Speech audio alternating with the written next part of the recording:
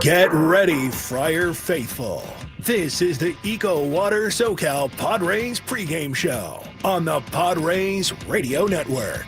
Jackson swings, hits it in the air, deep to right field. He has done it again. Unbelievable. Coming up, we'll have a recap of the previous Padres game, a preview of today's starting pitching matchup, our keys to the game. Plus, we'll hear from manager Mike Shildt. Ultimately, what we're here to do is win. From the Padres Radio Network, here's Sam Levitt.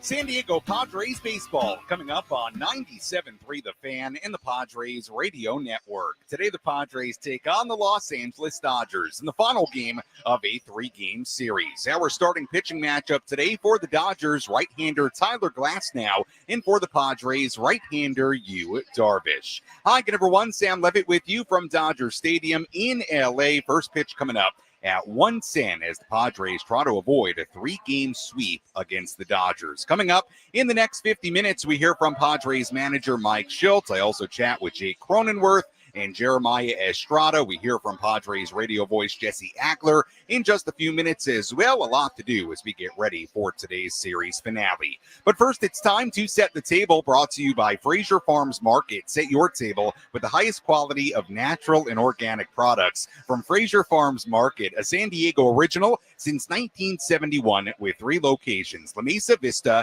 and Oceanside, and at FraserFarmsMarket.com.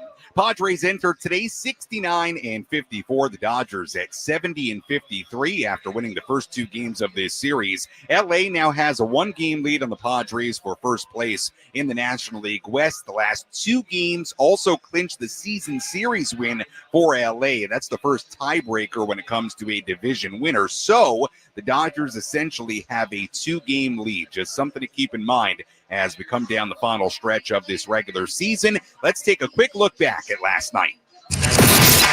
Did you miss what happened in the last Padres game? Let's take a look back with our Padres Rewind on the Padres Radio Network. Our starting pitching matchup last night, Dylan Cease against Blake Snell. In the top of the first inning, Fernando Tatis Jr. hit a leadoff single. He was caught trying to steal second base. Luis Arraez doubled. Manny Machado hit an infield single with 2 outs. They tried to double steal. Machado was thrown out at second base. The inning was over. Then the bottom half, Dylan Cease issued 3 consecutive walks to start the game. With 1 out, Teoscar Hernandez hit a sac fly. That scored Shohei Ohtani, made it 1-0 Dodgers. Cease then walked another to load the bases again. The count went to 3-2 on Michael Conforto. Runners go. The pitch is lined into right field and a base hit. Betts has scored. Smith is right behind him. A 2-run single for Conforto. And the first hit of the night for the Dodgers makes it 3-0 here in the bottom of the first. And those first 3 walks by Cease, they all scored. Padres trailed 3-0 going to the second. Xander Bogaerts led off with a single. He was thrown out by Will Smith trying to steal second base. Padres didn't score in that inning. In the bottom half of the inning, Cease issued 2 more walks with runners on first and second. It was Freddie Freeman. 3-0. Freddie swings at the first pitch, sends it high and deep to right center field. Merrill and Tatis are there, and Merrill had it and dropped it on the warning track. Ohtani will score. Smith will score. Freeman is standing at second base, and it has been that kind of night so far at Dodger Stadium. 5-0 LA. Cease got out of the second without giving up any more. Blake Snell, meanwhile, settled in. He got through 5 scoreless innings. Dylan Cease lasted just 3 innings and a third. He walked 6, allowed 5 runs, and 3 earned. In the bottom of the 5th inning, David Morgan was on the mound. He gave up a 2-out solo home run to Teoscar Hernandez. It was 6-0 Dodgers. Snell would go 6 scoreless innings. Padres bullpen did a good job keeping the score where it was. Yuki Matsui pitched the scoreless 6th inning. Ron Marinaccio pitched 2 scoreless frames out of the pen, and that was it last night. Final score, Dodgers 6 and the Padres nothing. How about this? The Dodgers had 6 runs on just 5 hits. The Padres had no runs on 6 hits. It was that kind of night yesterday in LA, and now we'll see if the Padres can turn the page and salvage the finale of this 3-game set with right-hander Yu Darvish on the mound for San Diego. Dodgers have now taken 7 out of 9 from the Padres. This this season. By the way, Padres looking to avoid being swept for the first time since mid-May when they were swept in back-to-back series against the Mariners and the Blue Jays. As we get ready for first pitch coming up at 1:10, let's check in with Jesse Agler. Let's take a trip up to the Padres broadcast booth for a deep dive on today's matchup with Jesse Agler in our Padres game preview on the Padres Radio Network. Well, Jesse, certainly this series has not gone the way the Padres would have wanted it to in the first two games so far. Good news, they have another nice opportunity here today with Yu Darvish on the mound. And Jesse, it's something that you and Tony have talked about a lot over the years against this LA team, and that is the margin for error being very small against them. When you give them opportunities, they so typically seem to take advantage of those opportunities. And it seems like, and I guess I'm asking you, is it fair to say that at the very least, while, this is not the end-all be-all, the last two games here in LA, maybe this was a good reminder for the Padres that, that margin for error against this team is pretty small, and they got to play pretty quality baseball to get it done here. Yeah, I don't know that they needed a reminder necessarily, but maybe it was a good illustration of it. And, one of those things that I think yesterday in particular, you just sort of file away as a weird night. It was, I think, if you consider everything, including the context, probably the worst game of the year that they've played, just sort of all the way around. And it was, mostly in the first two innings, I guess, where it was bad and ugly, but that was enough to decide it. And, look, I think the first game on Friday night was a better example of, hey, the margin is so slim. Yesterday was kind of a self-immolation out there in the first two innings. And the Padres, put that one on a silver platter for the Dodgers. There was a moment where it didn't necessarily look like the Dodgers were going to take the gift, but they ended up getting enough. And it sort of went the way that it went last night. So, look, I think, in terms of yesterday, as bad and as ugly a night as this team has played, at least in several months, if not all year long, and you just sort of say, all right, that kind of thing is going to happen.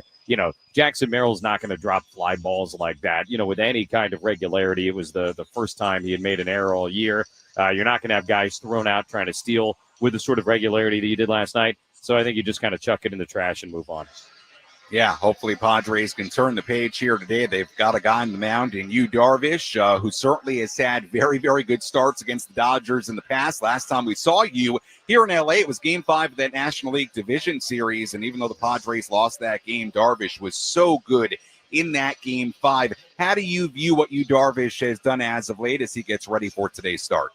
Yeah, he's certainly looking more and more like himself, and that's very good news for the Padres. He has always pitched well against these guys in a Padre uniform. First one here in 2025, and an opportunity to continue that trend. So I'm optimistic, with Darvish. It still feels, a little bit maybe like he's trying to find his footing for the year. I know he threw the ball very well the other night in San Francisco. By the way, a place where he had never really thrown the ball well. He did. But, I think there probably still could be some kind of, fits and starts for Darvish this season. Hopefully not one this afternoon, because I think it would go a long way for the Padres to get out of here with a win and put themselves back in a first-place tie heading into the new week. Tyler Glasnow on the other side of this pitching matchup here today. We'll talk more about him coming up a little bit later. Jesse, earlier today inside the clubhouse, I took the opportunity with the Little League Classic today in Williamsport between the Mets and the Mariners to catch up with guys like Jake Croninworth, Jeremiah Estrada, talk to them about their earliest days playing baseball, their Little League days. So let me ask you, what are your earliest memories of playing baseball growing up? Well, my earliest memories are my best memories because I was still good when I was little. I think by the time I got to be about 12 or 13, the thing was passing me by, or I should say the other kids were passing me by. But yeah, those first couple of years of organized baseball were so special. As you can guess, I grew up a baseball nut. And, until you're 5, 6 years old or whatever, it's mostly just in the backyard with your friends or playing catch with dad.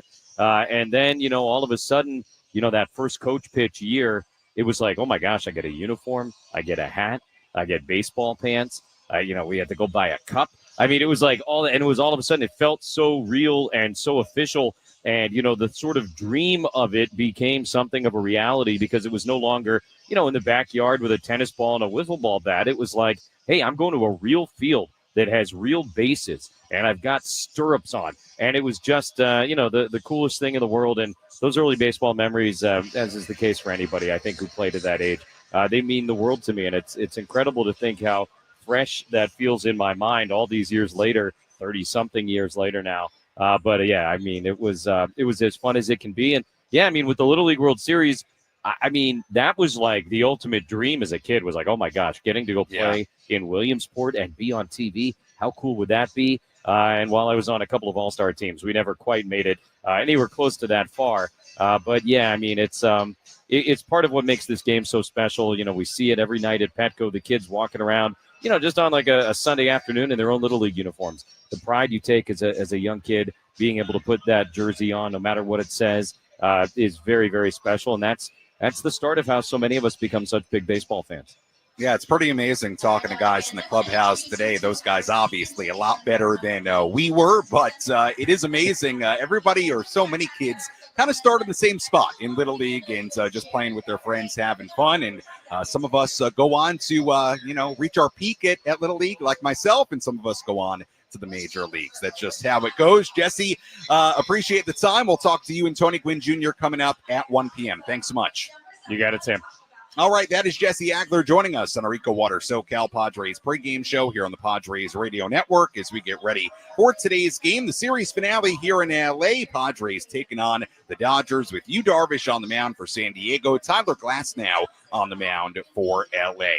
When we come back, we hear from Padres manager Mike Shildt, plus a little bit later I catch up with Jake Croninworth and Jeremiah Estrada, our keys to the game, a full breakdown of today's pitching matchup. Much, much more to do on a sunny Sunday here at Chavez Ravine. Our pregame coverage continues after this on the Padres Radio Network.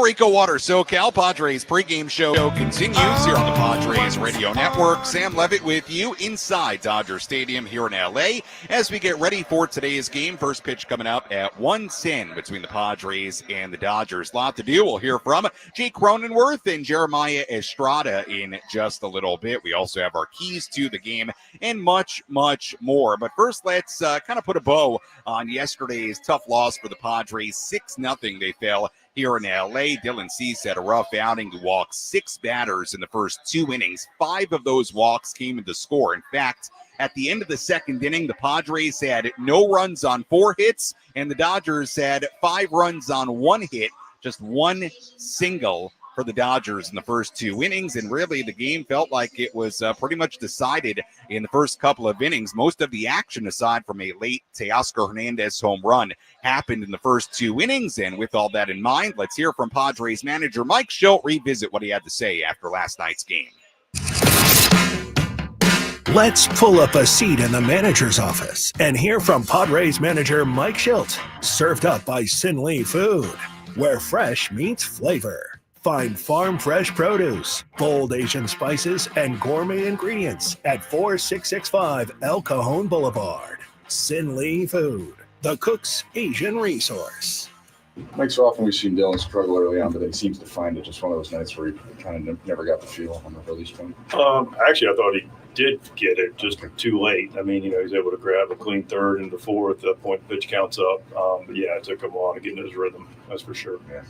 On the other hand, Blake Snell, being Blake Snell, basically. I thought we did a nice job. It's a very disciplined club over there. They're disciplined with Dylan. Yeah, Blake did the ball well, but I thought our bats were good and disciplined early, and weren't giving in, and he pitched well with the lead, so give him credit. The play with Jackson is so unusual to see him make a misplay like that. Just a miscommunication with him and Fernando. I'm trying to get to it later. Yeah, listen, again, our defense has been outstanding. Those guys have been phenomenal. Our outfield's been as good as anybody in the league. And some days, balls fall. What did you see the challenge for Dylan being early on? Just consistency of finding where he wanted to throw it. Concerning is at this point in the season, you've got some really good Dylan starts, but you're not kind of sure what Dylan you're going to get. Dylan's been good since the All-Star break. He wasn't as sharp tonight. I'm not going to be overly concerned about it. Back of the baseball card proves, a lot of positive things. So he'll be back out there sooner rather than later, and I'm looking forward to it. Stolen bases and caught stealings, you're happy with the aggressiveness there? Listen, that was an odd game. I'm happy to get thrown out. We had a plan, and, they made some plays, and when you're down, it hurts a little bit more. But, it's not a game when you out-hit a team and lose 6-0. How close were you guys to maybe challenging the Manning steal? It's the first inning. That's risky. I don't know whether we couldn't get an angle. I just didn't get any feedback. That was Padres manager Mike Shildt after last night's 6-0 loss here in LA. We'll hear more from Mike on our postgame coverage coming up later on this afternoon. Sam Levitt back with you here at Dodger Stadium in LA as we get ready for first pitch coming up at 1:10. The West Divisional Showdown against Los Angeles is presented by Palomar Health, reimagining healthcare. Yu Darvish on the mound today for the Padres. Tyler Glasnow on the mound for LA. Let's take you through some headlines from around the major leagues. Let's examine the most important news and the latest information you need to know in the world of Major League Baseball. Sam Levitt takes you around the horn. Presented by Valley View Casino and Hotel. Get ready for Major League winning when you join Valley View Casino and Hotel's Players Club and receive over $200 in free instant offers. Visit valleyviewcasino.com to learn more today.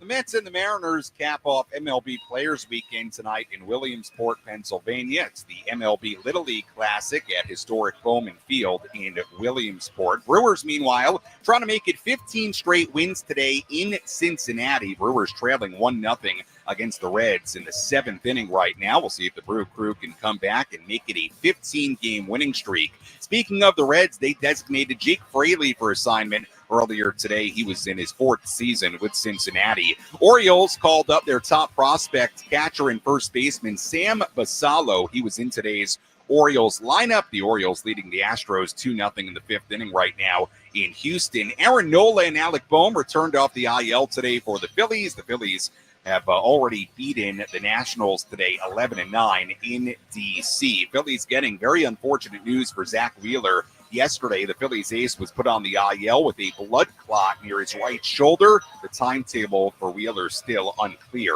Red Sox rookie Marcelo Meyer will have season-ending surgery on his right wrist. He was injured in late July. And that's a quick look at headlines from around the major leagues. When we come back, we have our keys to the game, plus we catch up with Jake Croninworth and Jeremiah Estrada. A full breakdown of today's starting pitching matchup between Yu Darvish and Tyler Glasnow as the Padres look to avoid a sweep here in L.A. today. First pitch coming up at 1:10 right here on the Padres Radio Network.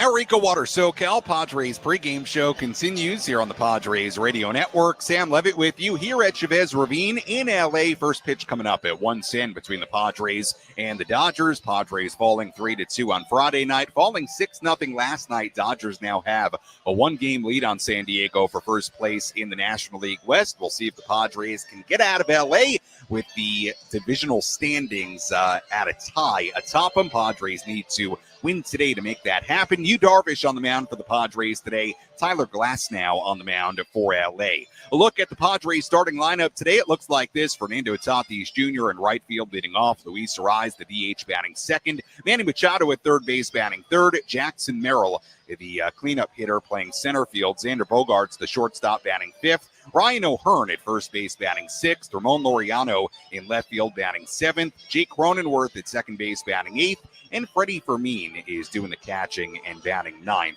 for the Padres today. Again, with veteran right-hander Yu Darvish on the mound. Yu turning 39 yesterday, so he will make his first start today as a 39-year-old. We'll hear from Jake Croninworth in just a moment. First, let's give you the latest on the injuries for the Padres and the Dodgers.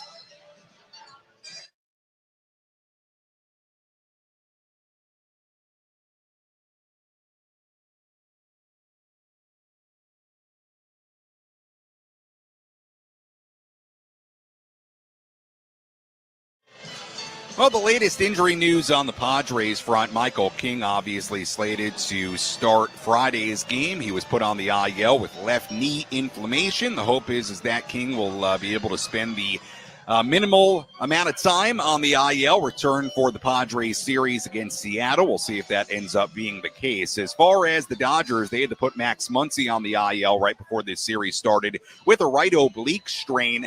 Expected to be sidelined longer than the minimum 10 days on the IL. And, of course, Dodgers also missing a number of guys right now, especially in their bullpen, missing Michael Kopech, missing Kirby Yates, missing Tanner Scott.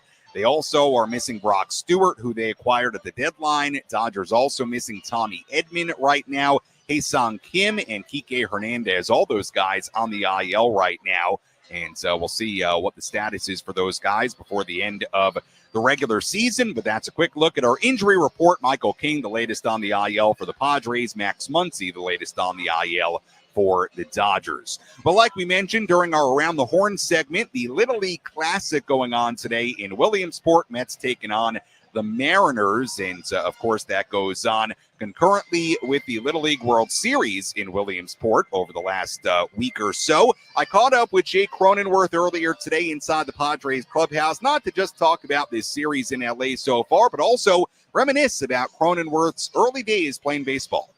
Sam Levitt here on the Padres Radio Network as we get ready for today's game in Los Angeles. And right now I'm joined by Padres infielder Jake Croninworth. And Jake, obviously not the result you guys wanted the first two games of this series. How do you feel about the way you guys have played so far in this series?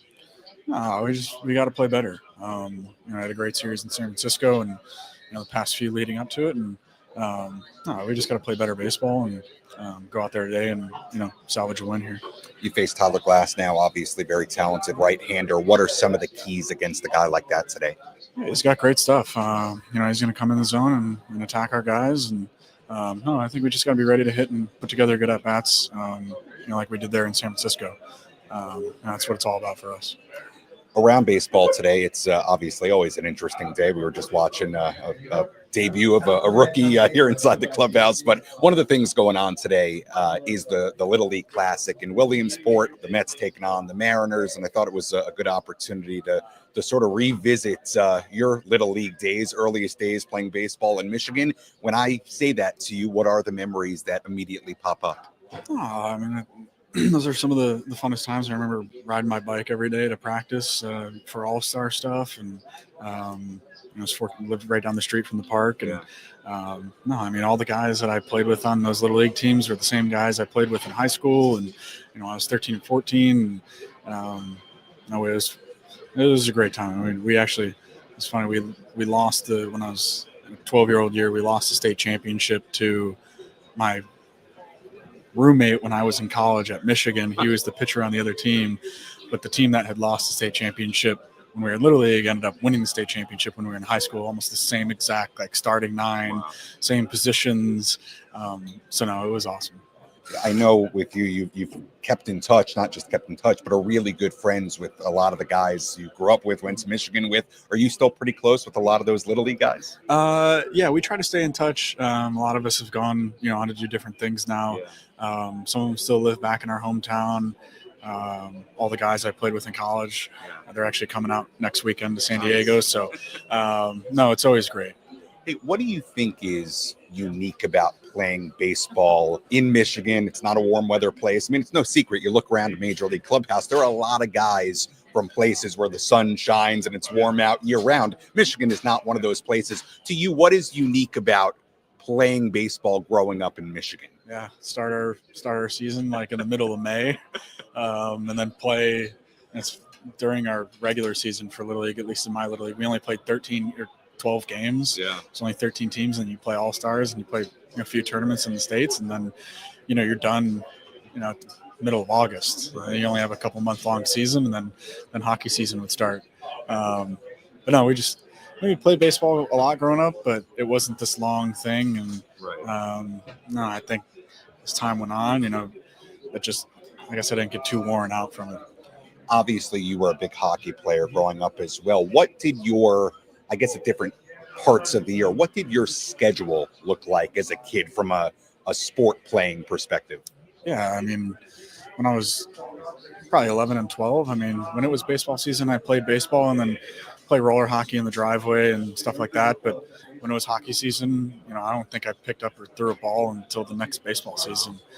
I mean, it was pretty similar when I got into high school. I mean, when I got to high school, it was the same. When it was hockey season, it was hockey season. I'd hit off the tee in the garage, every once in a while. And then when it was baseball season, I'd play baseball. And same thing, we'd play some roller hockey. But it was a pretty distinct separation of what I was doing.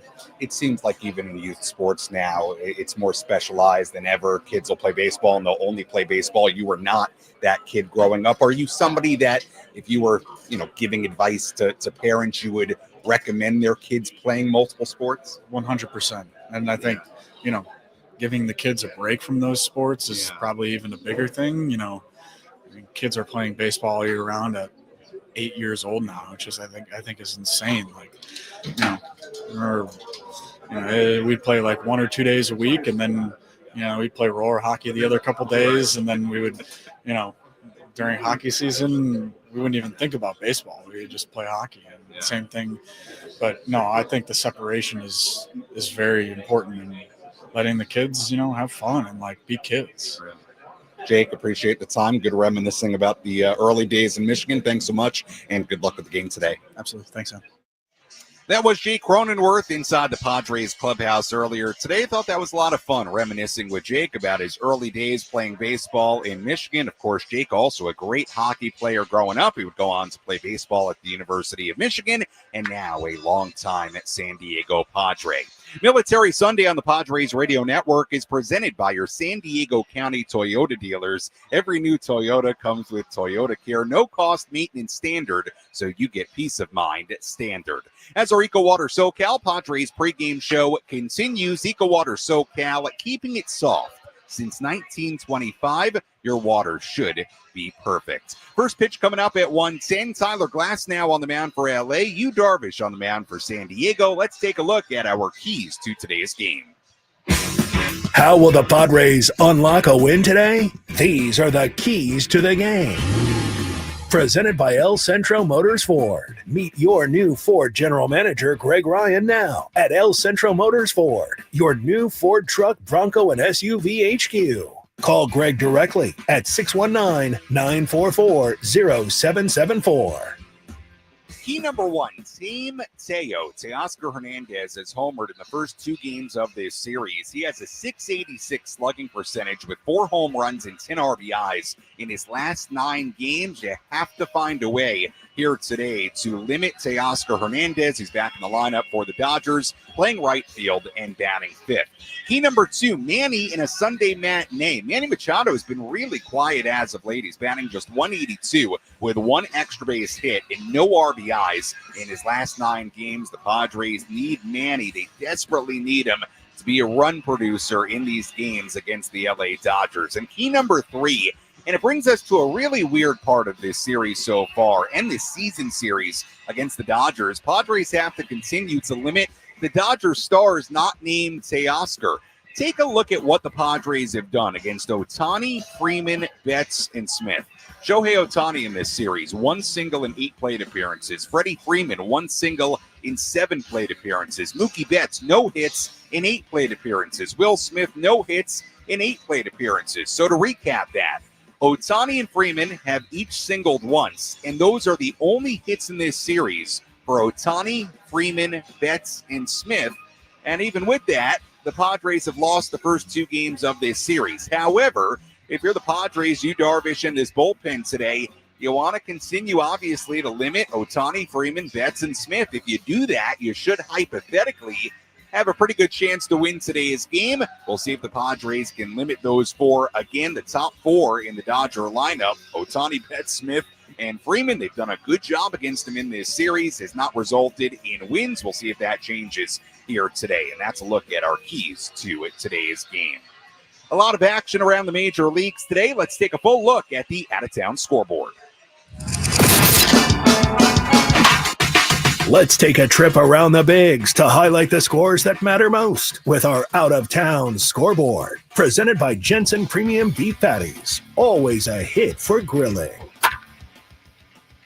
We have one final today in the major leagues. The Phillies beat the Nationals 11-9 in D.C. Games going on right now. The Marlins and the Red Sox tied at 3 at Fenway Park in the 9th inning. Rangers and the Blue Jays in Toronto in the 7th inning. Rangers leading 8-2. The Braves ahead of the Guardians 5-4 in Cleveland in the 7th. The Reds leading the Brewers 1-0 in Cincinnati in the 9th inning. Brewers trying to extend their winning streak to 15 games. So yesterday they trailed by 1 heading to the top of the 9th inning. They found a way to tie it. They won it in extras, and now the Brew Crew searching for the same thing here today. Orioles leading the Astros 5-0 in Houston in the 5th inning. White Sox ahead of the Royals 2-0 in Kansas City in the 6th inning. Twins ahead of the Tigers 7-1 in Minnesota in the 4th. The Yankees lead the Cardinals 3-0 in St. Louis in the 4th inning. Cubs 2, Pirates 1 in Chicago in the 5th. The Diamondbacks and the Rockies in Colorado in the 3rd. They are scoreless there.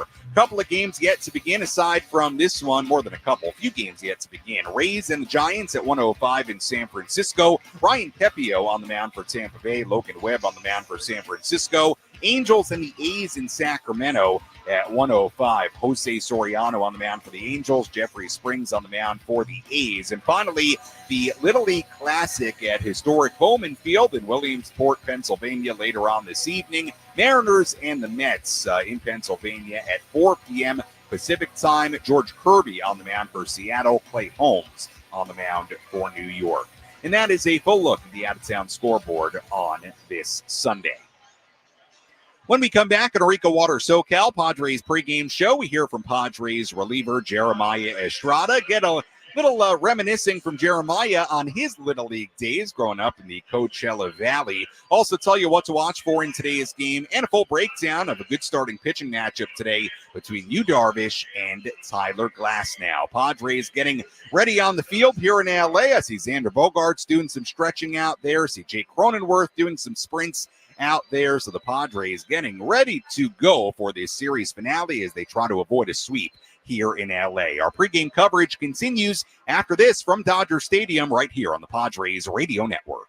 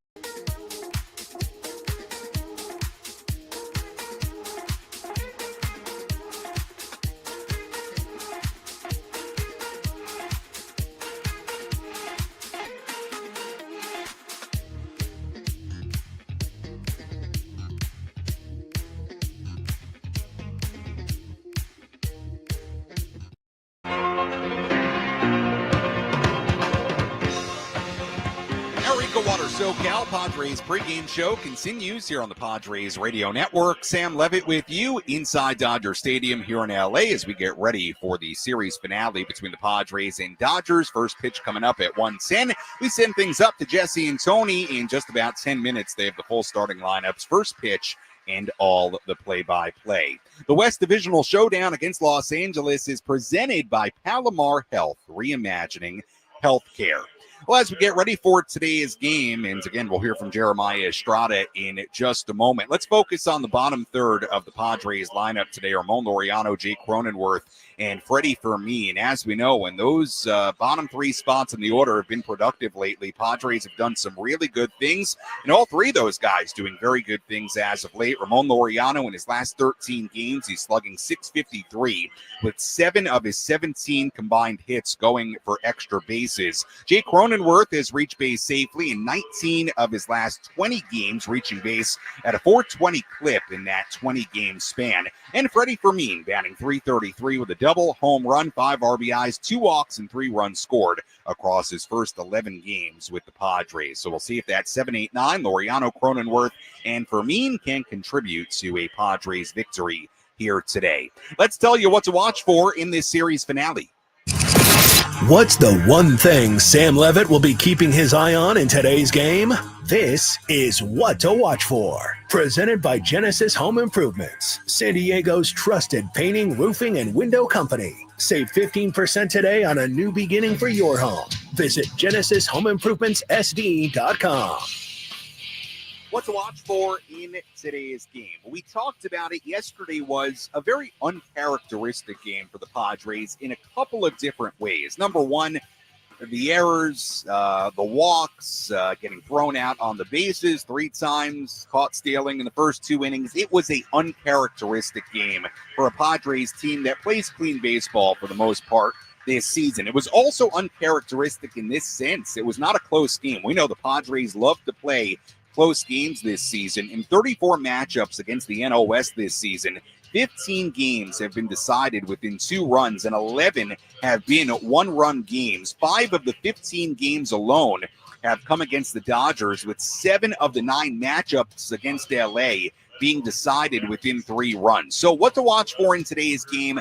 Is this, again, a different kind of game where one team jumps ahead by a lot, or is this another very tight game between the Padres and the Dodgers, and the Padres against another NL West opponent? What kind of game do we get today? My inclination is to say we have another close game today. Really good starting pitching matchup between Yu Darvish and Tyler Glasnow. But what to watch for today? What kind of game do we get? Because typically the Padres and Dodgers like to play very close ones. Yesterday, really an anomaly between these two teams. But like we did with Jake Croninworth earlier, reminiscing on his Little League days, I caught up with Padres reliever Jeremiah Estrada earlier today, reminisced with him about his days growing up and playing baseball in the Coachella Valley.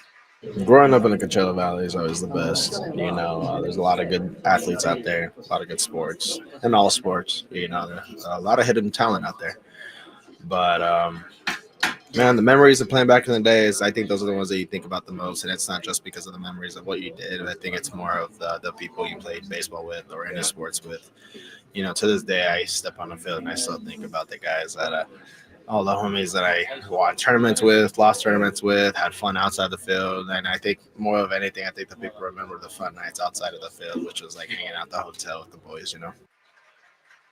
That was Padres reliever Jeremiah Estrada earlier today. Nice job by Jeremiah and Jake today, reminiscing on their days growing up playing baseball with the Little League Classic going on in Williamsport, Pennsylvania later on today. Let's take a look at our starting pitching matchup today. Right-hander Tyler Glasnow on the mound for the Dodgers, 31 years old. In 2025, he's 1-1, a 3.08 ERA, 11 starts, 52 2/3 innings, 64 strikeouts, 27 walks, and 32 hits given up, a 2.34 ERA in 6 starts since returning from the IL. He missed more than 2 months this season with a shoulder injury. Last start against the Blue Jays, 5 2/3 innings, 2 runs given up. Opponents are hitting 172 against Glasnow this season. That's the second lowest opponent batting average among major league pitchers with 10 or more starts. Glasnow made 3 starts against the Padres last year, a 2.84 ERA against them in those 3 outings. Active Padres players are hitting just 128 against Glasnow in their collective careers. Meanwhile, right-hander Yu Darvish on the mound. He turned 39 years old yesterday.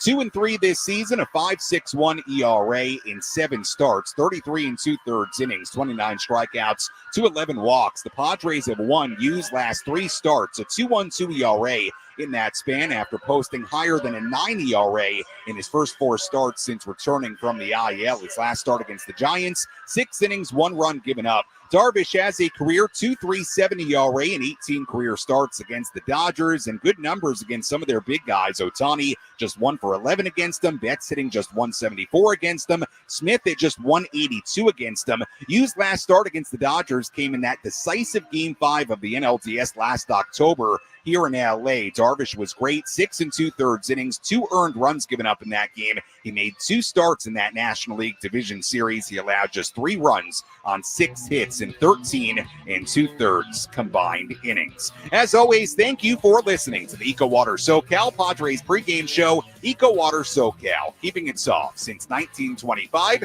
Your water should be perfect. When we come back, we hear from Jesse Agler and Tony Gwynn Jr. They have the full starting lineups, first pitch, and all the play-by-play. I'll talk to you on our postgame coverage right here on the Padres Radio Network.